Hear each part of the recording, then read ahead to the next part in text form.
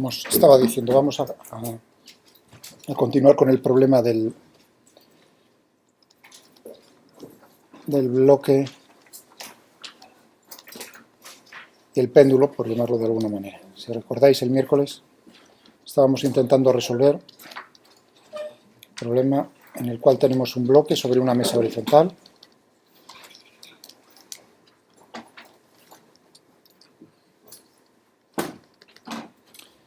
Está unido por una cuerda. Aquí tenemos una polea. La cuerda pasa por la polea. Y en el otro extremo tenemos otro cuerpo. Este es el cuerpo 1 y este es el cuerpo 2. Lo hacíamos en el vacío, bajo la acción de la gravedad, sin rozamientos. Nos decían que la cuerda era inextensible, de masa despreciable, la polea ideal, no hay nada raro. La tensión en la cuerda vale todo lo mismo a lo largo de la cuerda. ¿Y qué intentábamos? Resolver el problema, el movimiento, pues buscando naturalmente lo que necesitábamos eran las ecuaciones del movimiento.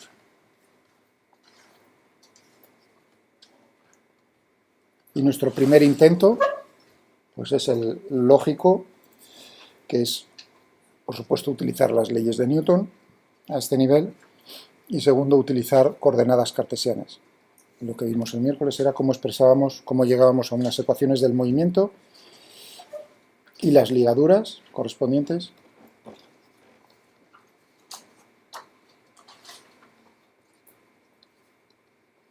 lo hacíamos en coordenadas el miércoles. Intentábamos expresarlo cartesianas. Tenemos aquí nuestro sistema de referencia, que es inercial, y para este sistema de referencia utilizábamos ejes cartesianos, tanto para el cuerpo 1 como para el cuerpo 2. Y llegábamos, pues, al principio a la segunda ley de Newton, ¿no? Llegábamos de una manera rápida y sencilla y limpia a la forma, únicamente sabiendo cómo son las fuerzas, es fácil llegar. Pero teníamos un problema que, sí, por un lado tenemos una facilidad en llegar a la forma cartesiana de las ecuaciones, pero luego veíamos inmediatamente que lo que complicaba era que en esas ecuaciones teníamos más incógnitas. Para eso teníamos que aplicar las ligaduras correspondientes, y cuando intentábamos aplicar las ligaduras correspondientes en coordenadas cartesianas, el problema masivamente se complicaba. Entonces, veréis hoy, ahora a continuación, cómo utilizando coordenadas polares, el problema, bueno, el problema no es un problema inmediato, o sea, no es pero el problema ya veréis cómo toma una forma bastante más sencilla, pienso, o relativamente sencilla. Entonces, nuestro intento hoy es llegar a lo mismo, pero en coordenadas polares. Bueno, ahora hay una advertencia primera. El sistema de referencia es 1. ¿Qué coordenadas utilizamos en ese sistema de referencia? Es lo que estamos decidiendo, cartesianas o polares, pero al haber varios cuerpos, decir que lo vamos a resolver en coordenadas polares no significa que nosotros tengamos que hacerlo en polares para todos los cuerpos. Podemos tomar para el mismo sistema de referencia coordenadas polares en un cuerpo, coordenadas cartesianas para otro. Eso sí, luego tendremos que ver la relación entre unos y otros, pero que quede claro que no es o todo en polares o todo en cartesianas, no tiene por qué ser así. ¿De acuerdo? Luego, un poco más adelante, pues hago otro inciso, otra referencia a esto que acabo de mencionar. Bueno, ¿qué necesitamos para llegar a las ecuaciones del movimiento en la segunda ley de Newton? Diagrama del cuerpo libre, como recordatorio. Aislamos este, aislamos el otro. Fuerzas, peso, este era el cuerpo 1, la normal sobre el cuerpo 1, la tensión, la fuerza que ejerce la cuerda sobre el cuerpo 1, el cuerpo 2, tenemos el peso y tenemos para una situación genérica la tensión T2. Genial. Ejes. Pues uno dice, por ejemplo, vamos a pensar en coordenadas para hacerlo con una mezcla, en cartesianas. Ahora os daréis cuenta de que es lo mismo que si fuesen en polares. Y bueno, pues aquí voy a cogerme eje X y eje Y. Esa orientación, y lo dibujo los ejes sobre el cuerpo 1. No quiere decir que el origen esté aquí situado. El origen lo voy a tomar en mi sistema de referencia en el punto, en la polea. Bueno, aquí tendría estos ejes. Y sobre el cuerpo 2, sí, ahí sobre el cuerpo 2 voy a utilizar coordenadas polares. Si tengo aquí el centro, pues tendré una dirección que es alejarme del centro, una dirección radial, si esto es x1 y 1, esto será una dirección que llamo yo la radial R2. Si es en polar, o sea, cartesianas. Polares. En polares necesito para el cuerpo 2 determinar otra dirección en el espacio. ¿Qué dirección y qué sentido, más bien? ¿Cuál va a ser el sentido? Eso viene dado cómo midamos nosotros ángulos. Podemos medir ángulos tomando referencia a una dirección, podría ser la horizontal, de hecho quizás la horizontal sería lo que de forma natural os saliese, porque estamos pensando ya en las condiciones iniciales que os di en este problema una vez, lo colocamos horizontalmente, entonces sería lógico desde ese punto de vista quizás medir ángulos desde la horizontal en el sentido horario, pero yo voy a seguir midiendo, porque el que resuelve manda, o sea que vosotros si lo hacéis respecto a otro ángulo, perfecto, no hay ningún problema. Voy a tomar el ángulo θ, este es θ2, respecto a la vertical en el sentido antihorario. Este es el sentido positivo. Eso quiere decir que la dirección asociada a ese ángulo viene dada por esa dirección con este sentido. ¿Está claro? Bien. Leyes de Newton. Para el cuerpo 1 tendríamos n más m1g más t sub 1 igual a masa de 1 por la aceleración de 1. Para el 2 tendríamos t sub 2 más m sub 2g igual a m sub 2 por e sub 2. Bien. Para el cuerpo 1 descomponemos en los ejes. Tendremos sobre el eje x1 y sobre el y1. La ecuación que nos va a dar la componente a lo largo del eje y1 es simplemente la normal. ¿No? ¿Tenemos aceleración a lo largo del eje y1? No, es un movimiento horizontal. Es decir, que la ecuación será n menos m1g igual a 0. Eso es una ecuación con una incógnita. ¿Cuál es la incógnita? La normal. ¿Puedo tenerlo en cuenta como ecuación? Sí, pero como a mí la normal me da igual, no me preguntan por ella, me voy a olvidar, entre comillas, olvidar, no necesito esa ecuación para describir el movimiento, no me describe nada, nada más que la fuerza normal. ¿Entendido? Por lo tanto, esta ecuación vectorial, que serían dos escalares, únicamente le voy a sacar provecho a la componente correspondiente al eje X. Descompongo y lo que tendré, o sea que la componente Y da información. ¿Está eso claro? Pero esa información, si yo lo que me estoy preguntando es cómo se va a mover, uno ve que ahí no hay nada acerca de cómo se va a mover. No me aparece la posición del cuerpo en ningún sitio. ¿Está eso claro? T1 igual a m sub 1 por la componente a lo largo del eje X a sub 1x. Bueno, ¿cuál es expresado en función de la coordenada cartesiana x1 la aceleración? La derivada segunda.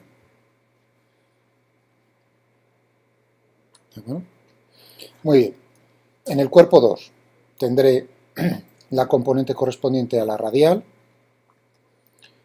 y la correspondiente al angular, cuidado, a la dirección esa, perpendicular a la radial.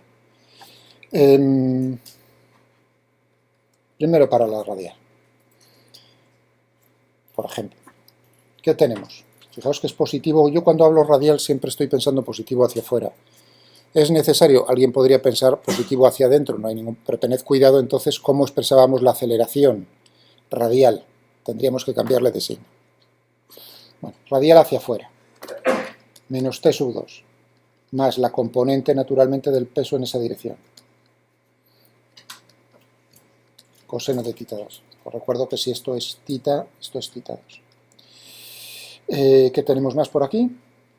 Esas son las únicas fuerzas. Tendremos m sub 2 por la aceleración del cuerpo 2 radial. ¿Y cuánto vale esto? Tenemos...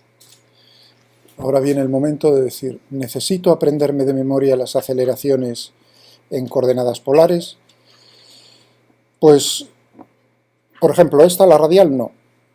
Si realmente cumplís el objetivo mío, que es intentar utilizar el conocimiento del cerebro y no la memoria, o la memoria lo menos posible, uno tiene que pensar en lo siguiente, que el movimiento de la bolita que tenemos ahí colgando es una composición de dos movimientos. Es un movimiento, por un lado, circular, un giro circular, y además tenemos un movimiento lineal de acercamiento-alejamiento.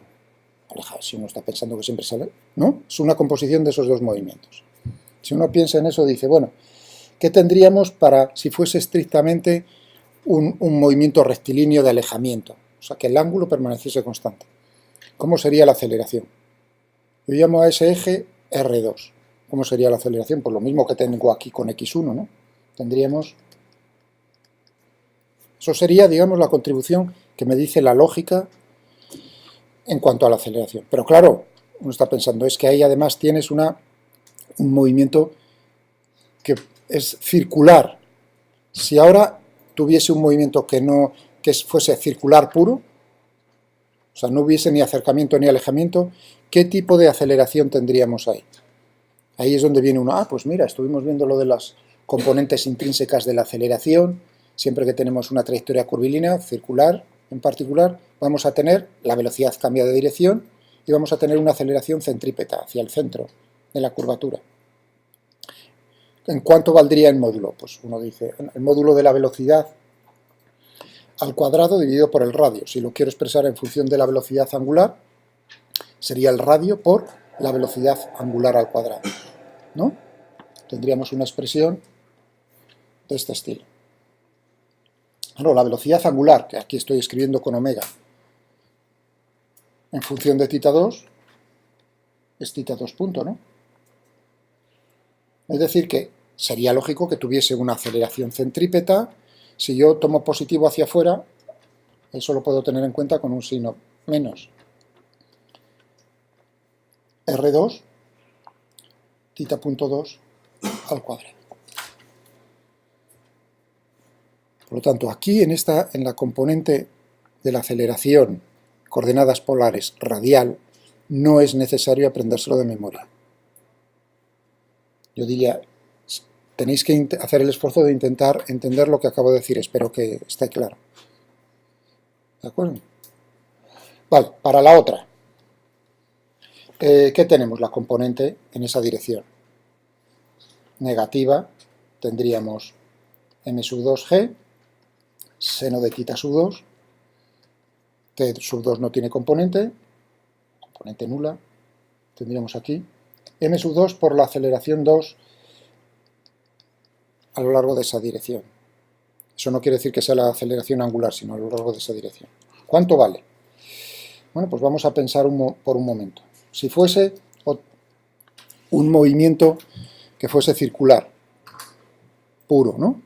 ¿Qué es lo que tendríamos ahí? Tendríamos la aceleración tangencial en coordenadas. ¿Y eso cuánto vale? Pues la distancia por la aceleración angular. Tendríamos una expresión como R alfa siendo alfa, pues en este caso, θ2, 2 puntos. Es decir, que es lógico que nos aparezca esa contribución de esta manera. Hasta ahí la lógica y la intuición nos está salvando. Pero hay otro segundo término, un cuarto término en lo que es las aceleraciones. Y esa ya es el que no es intuitivo, el que nos aparece al hacer las proyecciones, proyectar el vector aceleración, que era 2 veces R2. Este, en todo caso, de los 4 términos, es el que la intuición no te lo da.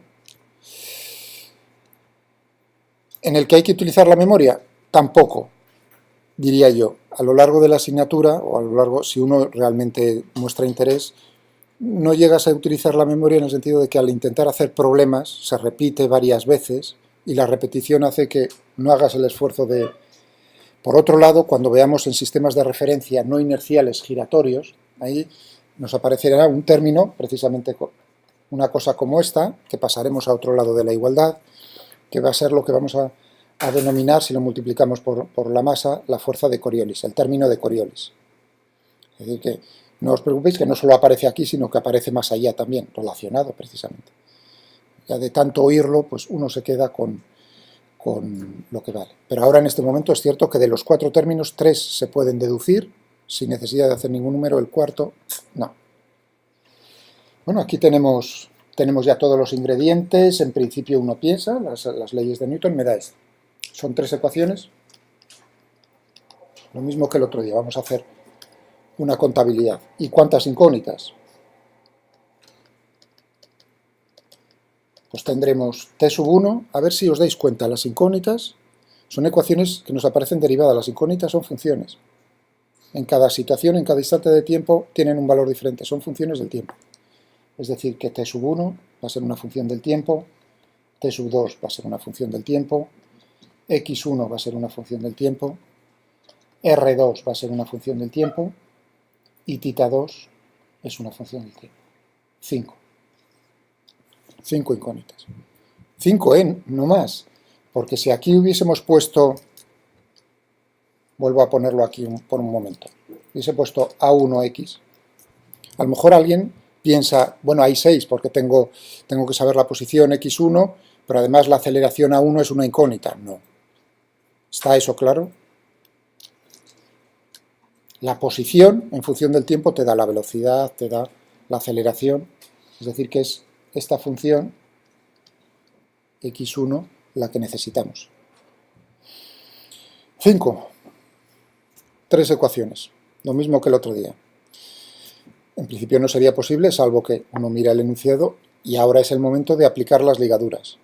Es decir, o aumenta el número, es decir, una ligadura va a ser una ecuación, es decir, ¿no? 4 ecuaciones, 5 ecuaciones, 5 incógnitas, o bien lo que voy a hacer yo, más bien va a ser el camino de reducir el número de incógnitas. Por cada ligadura voy a reducir una incógnita.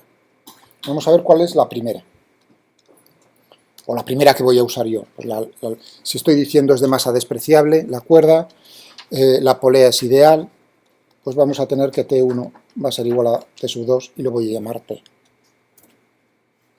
De tal manera que en las ecuaciones, en la primera teníamos T sub 1, pues ya pongo T.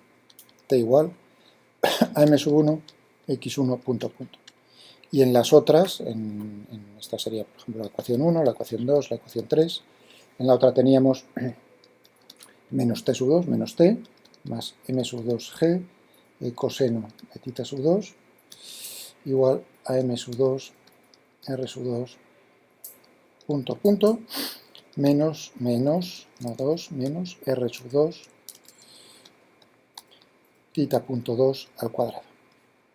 Y en la otra teníamos menos T, menos mg, menos m sub 2, g, seno de θ 2 igual a m sub 2, y aquí teníamos r2, θ punto 2, más 2 veces r2 punto, θ 2 punto.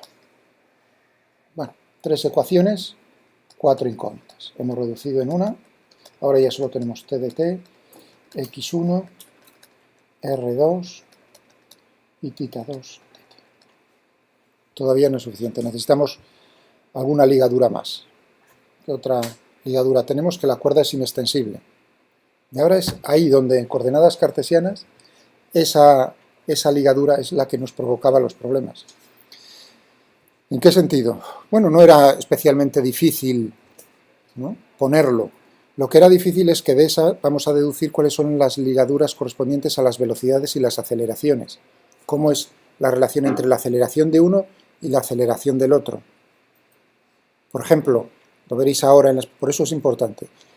De la ligadura de que la cuerda es inextensible, uno deduce que la velocidad de uno es igual a la velocidad de 2, en módulo, estoy hablando. Evidentemente las direcciones serían diferentes. Pensadlo por un segundo. ¿Qué es lo que os pide el cuerpo? Es decir, ¿la velocidad de 1 va a ser la velocidad de 2? Quizás alguno le pida al cuerpo decir, efectivamente, si la cuerda es inextensible. No, y lo mejor es un contraejemplo. Lo mejor, más que decir, empezar a derivar y hacer cosas, lo mejor es decir, bueno, un caso límite. Esto me representa cualquier caso. Un caso sería a lo mejor, pues yo sujeto el bloque quieto y el otro entonces está cayendo, girando una trayectoria circular. ¿No? Eso es posible. Añade una fuerza, pero no cambia nada en lo que es. Aquí en vez de t añadiría una que me mantiene eso fijo. ¿Entendéis? ¿Cómo es la velocidad del bloque sobre la mesa? 0. ¿Cómo es la velocidad del otro? El otro está girando, la velocidad es distinta de 0. Para las aceleraciones, ¿alguno creería que son iguales? En módulo. Pues con el mismo contraejemplo uno puede decir la aceleración de uno es 0 y la aceleración del otro. Primero, ¿cómo sería la velocidad del otro si fuese un movimiento circular propiamente? R por omega, ¿no? Sería R2 tita punto 2. Y en la aceleración tendríamos 0 en uno y en la del otro sería una aceleración. ¿Cómo sería la aceleración en ese caso? No. Tienes centrípeta y tangencial, ambas cosas. ¿De acuerdo? Raíz cuadrada de una cosa al cuadrado más la otra cosa al cuadrado. Pero bueno, uno ya ve que con eso ya es distinto. O sea que fijaos cómo esa ligadura, claro, en cartesianas, cuando lo poníamos, era precisamente el momento de ver cómo era la relación entre las aceleraciones, lo que lo complicaba masivamente porque teníamos que hacer una doble derivada. Primero una, que ya complicaba la expresión, la segunda ya ni siquiera la escribí. ¿Está claro? Y esa sí era la relación entre las aceleraciones. Y eso era lo que nos impedía llegar a unas expresiones lo más sencillas posibles. Bueno, aquí vamos a ver cómo esa ligadura va a ser muy sencilla de escribir. La longitud es L. Vamos a poner aquí el bloque. Aquí está. Os recuerdo el origen, lo pongo ahí. Sistema de coordenadas. Este era el eje X1. Esto es R2, perdón. Esto es X1. Esto es R sub 2. Entonces, ¿qué tenemos? Que L, la longitud de la cuerda, tiene que ser en cualquier instante. ¿Cómo tiene que ser? Fijaos que yo estoy midiendo en el eje X, el origen está aquí, es decir, que aquí me encuentro con X negativas. Uno podría decir el módulo de X, 1, bien, pero como las X son negativas, eso significa que el módulo va a ser menos X1, más R sub 2. Esa es la longitud de la cuerda en cualquier instante. Y tiene que ser constante igual a L, si es inextensible, si no. Si la cuerda es elástica, entonces eso cambia. Y alguien preguntó antes, no, que no fui yo, por un problema de... Sí, hace 2 años, si no me equivoco, hicimos un problema que no era, que era un péndulo con una cuerda elástica. ¿No? Es llegar a las ecuaciones del movimiento. O sea, eso también se podría cambiar, que la longitud no fuese constante. Lo que pasa que entonces el número de grados de libertad, recordáis el miércoles cómo discutíamos, ¿no? Lo de los grados de libertad de movimiento, ¿cuántos eran aquí en este problema? 2. Uno dice un grado de libertad para uno, 2 para el otro, pero la ligadura de que la cuerda es inextensible me reduce en un grado de libertad, 2 grados de libertad, y eso es lo que estamos persiguiendo. Lo mismo que el otro día. Si son 2 grados de libertad, yo quiero describir el movimiento con el mínimo número de ecuaciones posibles, 2. El otro día ya visteis que no fui capaz, porque en coordenadas cartesianas tenía que poner el sistema completo con las ligaduras, mientras que hoy a lo mejor lo consigo. Bueno, esta ligadura Es muy fácil, estoy utilizando las coordenadas, ahí no hago ningún truco, son las coordenadas que estoy utilizando. La velocidad, ¿cuál es la relación? Derivo con respecto al tiempo. L es constante, por lo tanto, 0. La derivada de x1, que depende del tiempo, es x.1. Más, ahí lo tengo. Es decir, que la condición en la primera derivada, en lo que se refiere a velocidades,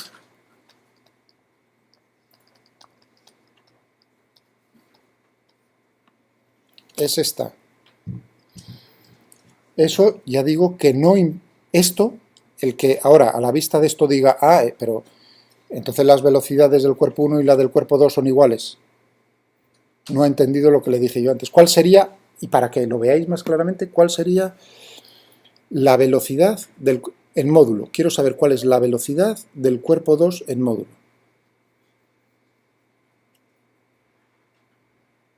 Expresado en función de las coordenadas correspondientes, R2, θ2.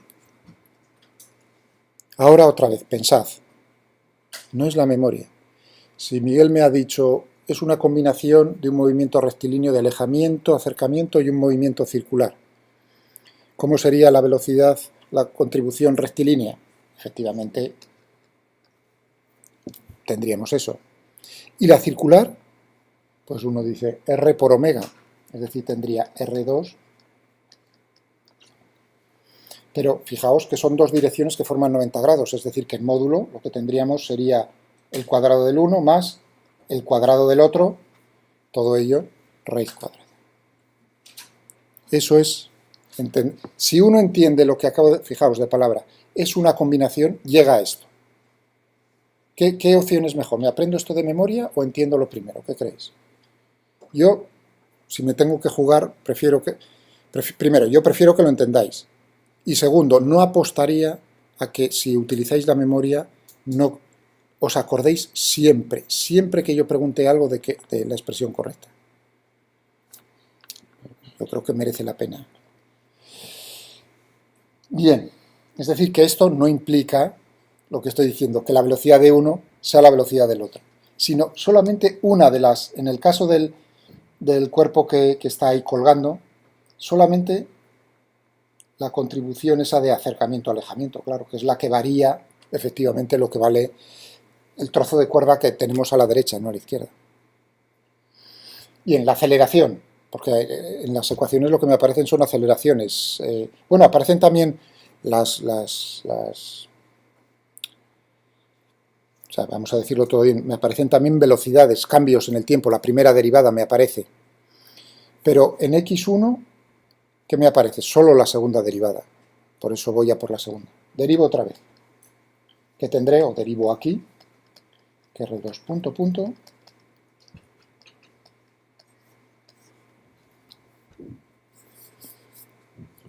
¿Estamos de acuerdo? Estoy derivando con respecto al tiempo. Tengo una función que es x1 de t y r2 de t, y son escalares. Derivo, no hay ningún truco ahí, son funciones escalares. ¿Entendido? Ahí no son vectores, son escalares. Porque si no uno está pensando, pero... Muy bien. Eso quiere decir que o bien lo tomo esto como una ecuación adicional, o bien reduzco y lo que tendríamos aquí sería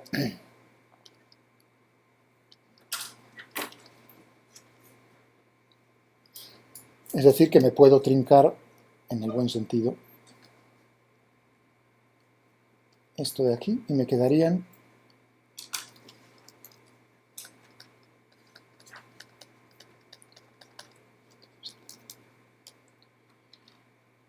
bueno, 3.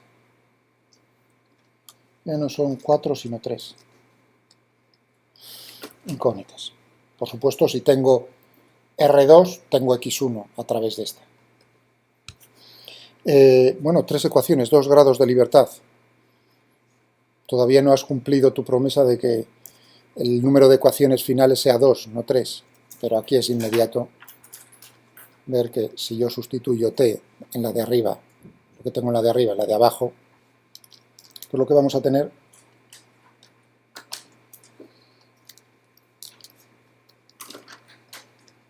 Cuidado, aquí es menos m sub 1 por r sub 2 punto.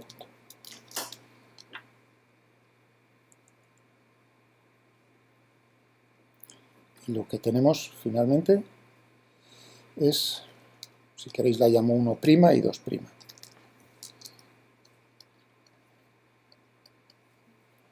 Dos ecuaciones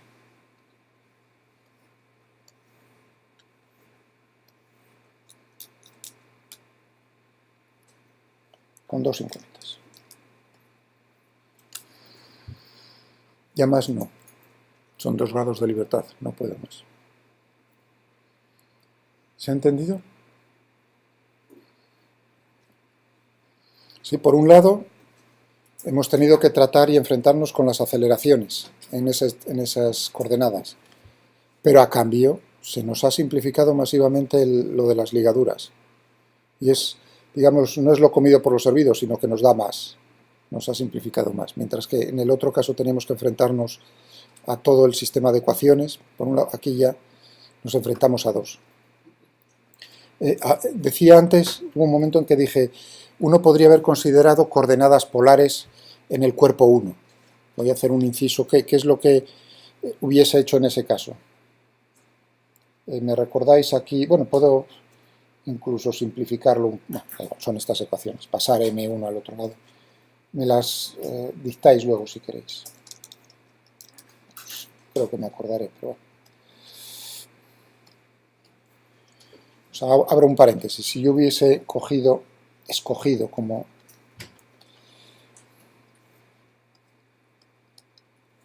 ¿no? Hubiese tenido también una dirección correspondiente a un θ1. ¿En qué sentido? Me da igual en el sentido horario o antihorario y con respecto a qué dirección porque el ángulo no cambia. Por lo tanto, ¿cómo sería la ecuación del movimiento en este caso? Únicamente la componente radial. Bueno, cuidado, la otra componente me da información, por supuesto. Me dice otra vez que la normal es el peso. O sea, si queréis lo pongo aquí, tendríamos, esto era T1, es decir, que tendríamos menos T sub 1 igual a M sub 1, y aquí tendríamos otra vez en coordenadas polares, ¿qué tendríamos? R1 punto menos R1 θ1 punto al cuadrado, y luego en el otro lado tendríamos que tenemos N, tenemos M sub 1G, tendríamos, imaginaos que en el sentido, lo que sea, en el sentido horario, pues tendríamos aquí N menos M1G, M sub 1, y ahora tendríamos R1 θ.1 más 2 veces R1 θ1 R1 punto, θ1 punto. θ1 es constante. ¿De acuerdo? Eso quiere decir que este término es 0. ¿Qué tendríamos aquí? Este término es 0. Este término es 0. Es decir, esto es igual a 0, o sea que n es igual a m1g. Y aquí pues tendríamos efectivamente menos t sub 1 igual a m1 r1 punto punto. ¿Cómo sería la ligadura en lo que es inextensible? Cuidado que ahora estoy midiendo a partir de aquí. Sería R1 más R2 igual a L. Bueno, realmente lo que está viendo ahí es que lo que tú tomas como X1 ahora es menos R1. La misma ecuación. Lo he hecho para que os deis cuenta de que al final sale lo mismo. Pero evidentemente uno escogería en ese caso, yo creo que como eje lo llamaría X y utilizaría cartesianas. ¿Algún problema? Cierro el paréntesis. Las ecuaciones del movimiento a las que habíamos llegado son, por tanto, teníamos para la 1'. Voy a pasar el término que teníamos M1 R2 punto punto, lo voy a pasar a la derecha. Tenía un signo menos, pasa sumando.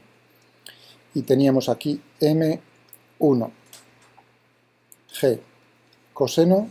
Si veis algo que no me coincida es porque la memoria no me ha funcionado bien.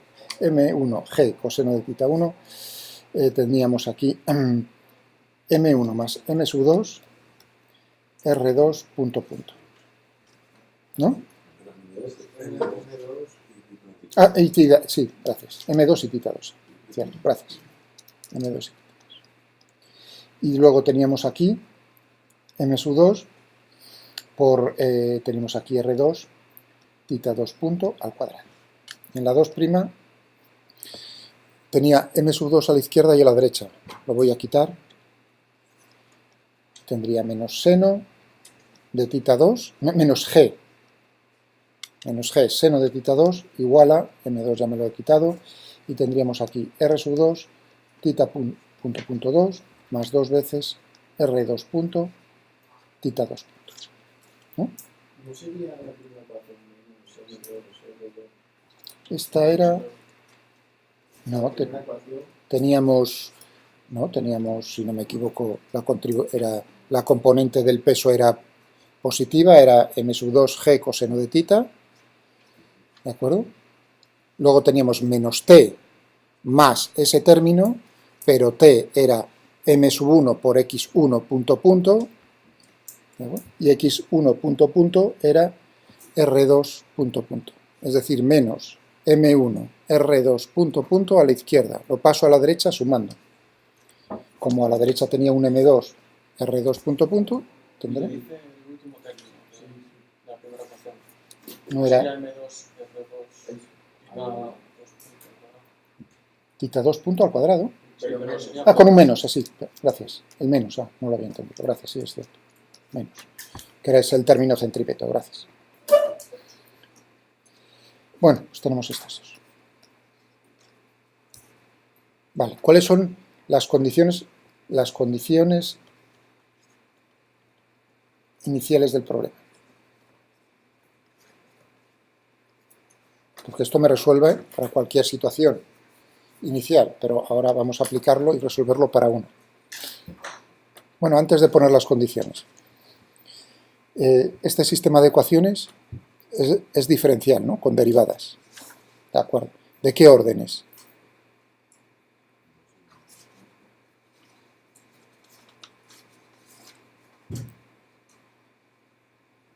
¿Hasta qué derivada aparece en cada una de las variables? De segundo orden, sin miedo. Segundo orden en las dos, ¿eh?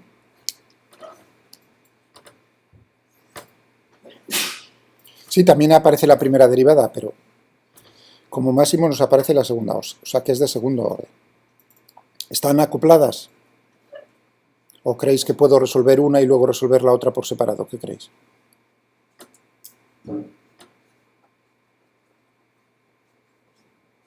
Están acopladas. Tengo aquí tanto R2 como tita 2 y aquí tanto R2 como tita 2.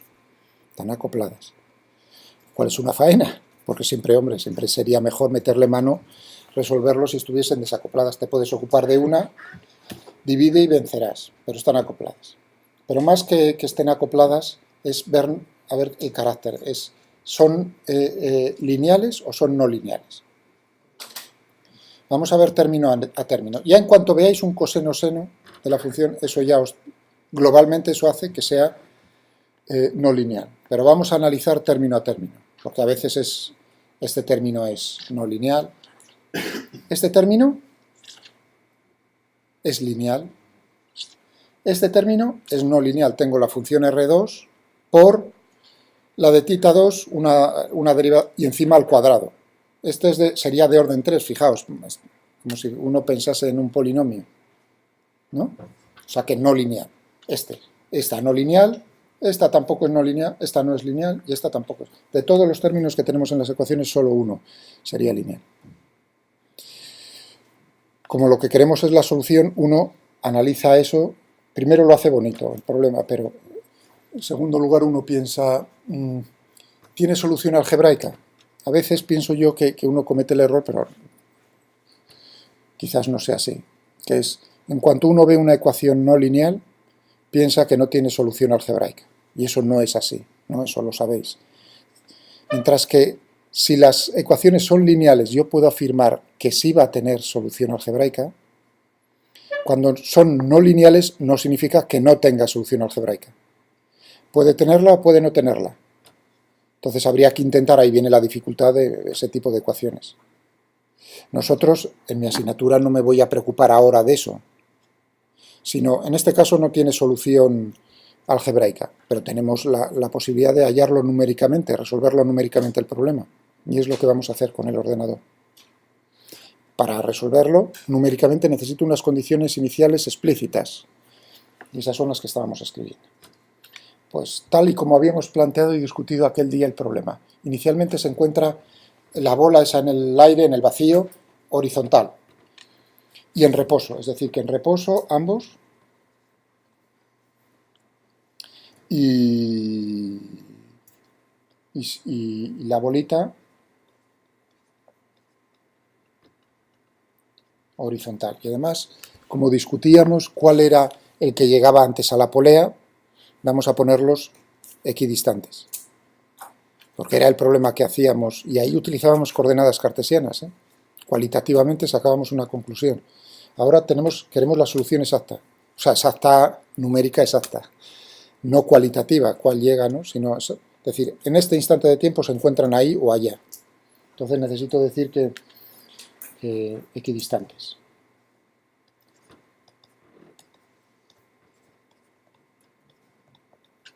La longitud de la cuerda podéis tomar uno, si queréis. G, 9,8, o sea, 1 metro.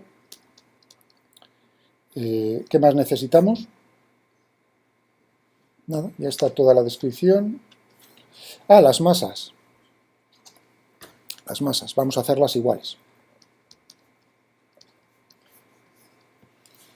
Fijaos, si M1 es igual a M2, ¿hace falta dar el valor de la masa? Bueno, porque antes, en el grupo intermedio, pues iban y ponían M igual a 1, lo puede hacer con 1, pero el resultado es independiente de la masa. Fijaos que si tengo aquí, ¿qué sería si pongo esto? Tendríamos aquí esto, tendríamos aquí esto, tendríamos aquí esto, esto aquí. Eso quiere decir que si divido por la masa, tendríamos aquí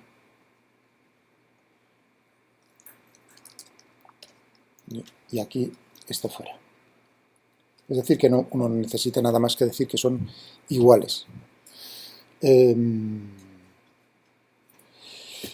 Y una cuestión, si uno escribe esto en matemática en el ordenador con las masas, M1 igual, a lo mejor piensa que se lo va a simplificar, decir, hombre, va a ser lo suyo. Puedes con una función obligarle a que simplifique expresiones, pero por sí solo no va a hacer esas operaciones. ¿De acuerdo? Bien, tenéis el ordenador, quiero que me determinéis. Habíamos quedado que en cuál llegaba antes a la polea. ¿Lo recordáis? El de la mesa, ¿no? Pues vamos a comprobar, determinar, por hacer una pregunta concreta, determinar el tiempo que tarda el bloque sobre la mesa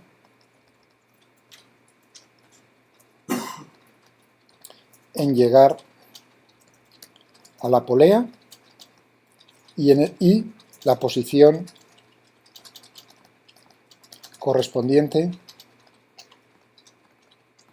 de la bola.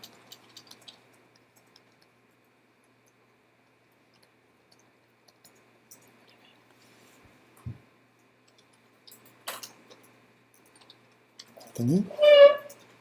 Por eso no necesitáis hacer ninguna representación gráfica, quiero decir, son números. Bueno, manos a la obra. ¿Alguna pregunta antes de que corte la grabación? Porque si no se hace... ¿Alguna cuestión que merezca la pena grabar?